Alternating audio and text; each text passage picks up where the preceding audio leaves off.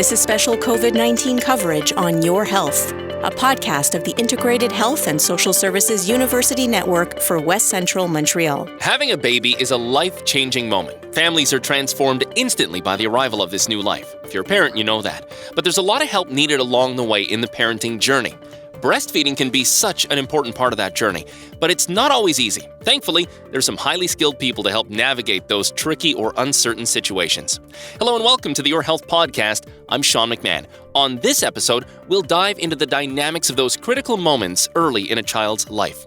Within CUS West Central Montreal, when a mom gives birth, a nurse is dispatched to her care and contacts her for immediate follow-up via our CLSCs. In many cases, that's where nurse clinician Cecilia Finoli steps in. Cecilia, hi there. Thanks for joining us. Thank you, Sean. So tell me a little bit more about how we define your role. You're a nurse clinician, as I said, but also a lactation consultant, correct? Yeah, so I'm a lactation consultant, but mostly a nurse clinician at the CLSC. So the way it works is I am a nurse with an extra specialty, and that is the lactation consultant. And the real word for that is actually International Board Certified Lactation Consultant. Okay, wow. So a little tougher to fit on the business card, but just as important. So we just write IBCLC, which is like an acronym that most people understand. Okay, so let's talk a bit about the process. And I know there's a lot of work that goes in during the prenatal phase, but when it comes to breastfeeding, you'll make that original contact by phone after mom delivers, and that's where you'll offer help if they want it, right? Because, I mean, let's face it, this whole process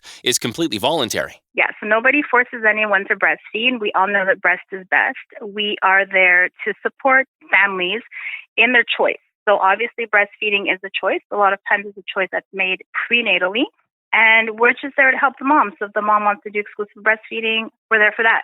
And if the mom wants to pump and give her husband a bottle, give her husband the bottle so he can give the baby the bottle, we will support her in that. And some moms want to mix feed, and we will support them in that. And now, how has COVID changed all of this and the way that you offer help? How has it evolved over the last 6 months or so of this pandemic? Because I don't want to put words in your mouth, but I assume telehealth has been a really big part of the last number of months for you guys. Yeah, so it's actually been very interesting because without looking at the official numbers, I can tell you there was a decrease in exclusive breastfeeding at discharge right around when COVID hit. So probably, March to about May, the most moms that were leaving the hospital were leaving mixed feeding, which is something that's kind of odd because we tend to have a pretty good percentage of exclusive breastfeeding when moms leave the hospital. And COVID kind of threw a monkey wrench at it because now moms didn't have the help of their sisters, of their mothers. They stayed in the hospital less time. Sometimes we didn't go to their houses. We, the CLSC, didn't go to their houses because the moms were afraid of COVID. So we quickly set up Zoom and Teams at our CLSC. And so what we would do is, especially the moms that were very afraid of us coming, then we would just set up Zoom meetings. So I have done breastfeeding support over Zoom, over Teams. Yes, moms breastfeed on the computer in front of me, and you'd be surprised at how much we can actually do at a distance. Wow, a lot has changed in 2020, huh? But I mean, it sounds to me like the moms have been reassured by this whole process. Yep, I have to say that the moms that have wanted to have the support, so the moms that have, logged into Zoom, logged into Teams, sent us emails, because that's another thing with COVID, we got everybody's emails so that we could communicate with moms a little bit easier. So I was very surprised at the amount of moms that actually reached out, like, I have this question, or, can you help me with this?